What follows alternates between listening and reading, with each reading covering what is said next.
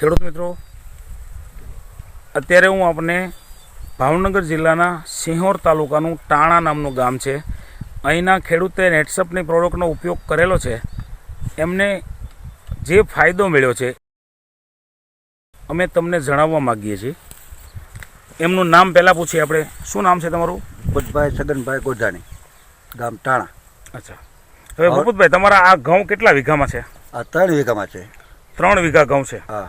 3 વીઘા ઘઉંમાં તમે આ નેટસપની પ્રોડક્ટ કેટલા વિભાગમાં ઉપયોગ કરેલી છે? કેટલા વિસ્તારમાં? 1.5 વીઘામાં કરી. કઈ કઈ વસ્તુ છે? આવડ્યા આ જે દવા છે એ 5 ગ્રામ નાખી છે પંપમાં. હા. આમાં 30 ગ્રામ નાખી છે. 30 મિલી. હા. કેટલા છંટકાવ કર્યા છે તમારા ઘઉંમાં? આપણા ઘઉંમાં 2 છંટકાવ કર્યા છે. તમને કીધા હતા કેટલા છંટકાવ? આપણે 3 કીધા હતા, એમાં એક ઓછો થયો છે. બરોબર, એક છંટકાવ ઓછો થયો. હા, ઓછો. પછી બીજું તમે આ કંપનીનો શું ઉપયોગ કર્યો? પછી આમાંલી આ 3 બોટલ છે ને, હા, એમાં પાણીની માલપા, ડબ્બાની માલપા પાણી નાખવાનું. હા. અને એમાં 30 ગ્રામ નાખવાની. 30 મિલી. હા, એક ડબ્બામાં. હા. એવું આપણે એમાં 2 વાર પાય છે. 2 વખત પાય છે. એક વાર નથી પીવાની. 3 છંટકાવ તમે કામ અધૂરું કર્યું છે. અધૂરું રાખ્યું છે. છતાં તમને ફાયદો શું જણાય? ફાયદો એટલે ડુંડી બહુ મોટી આવી. સુપર. ડુંડી. ઓલા કરતા ઘણો ફેર પડ્યો. આમાં આપણે ઉરિયા નથી આપ્યું. સામે યુરિયા આપ્યું છે. હા, એમાં ઉરિયા આપ્યું છે. દોસ્તો, અહીંયા તમે જોઈ રહ્યા છો, અહીંયા વચ્ચેથી પાકમાં કડ પડેલી દેખાય છે. જે ઊંચો ભાગ દેખાય છે કયો છે? એમાં આપણે આ દવા પાય.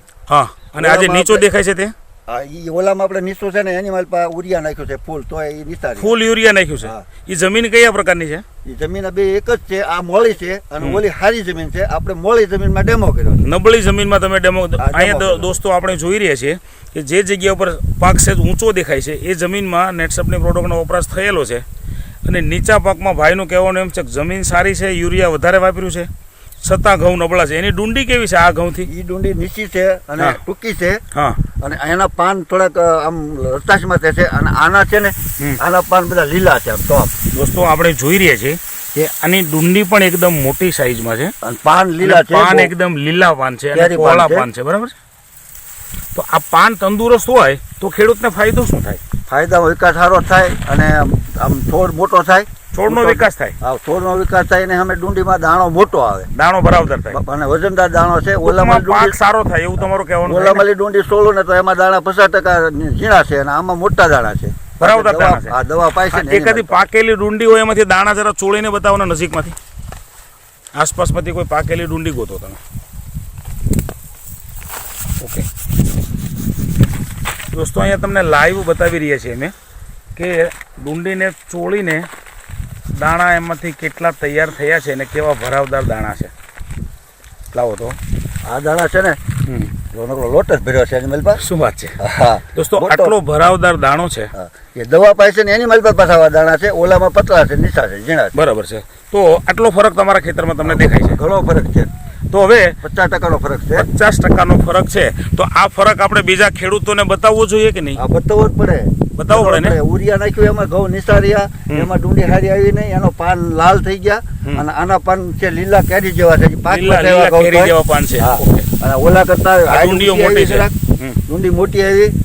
અને પાણીથી, આ દવાથી, પાણીથી અને જમીનને પોલી રાખી. મતલબમાં એનપીકે તમારી જમીનને પોચી પણ કરી છે, આવું તમારું કહેવાનું છે ને? એટલે એકંદરે આમ ખર્ચામાં કેવું લાગે છે એમાં? અને આ ભાગમાં આમાં સારું પડે. એની માલપા વધી જાય છે. એમાં ખર્ચ વધી જાય. એમાં તો ઉતરો આવે નહીં, ડુંડી ઝીણી રહે અને વજન નહીં આવે. આમાં મારે ડબલ ઘઉં થાય. સરસ સરસ. ડબલ ઘઉં થશે. 1.5 વીઘામાં થાય છે ને, એ કરતા આમાં ડબલ થાય છે. અચ્છા, તો એકંદરે આપણને ઉત્પાદનમાં વધારો મળે તો ખેડૂત સદ્ધર થાય કે ના થાય? થાય 100% થાય. આ દવાથી થાય જ તે.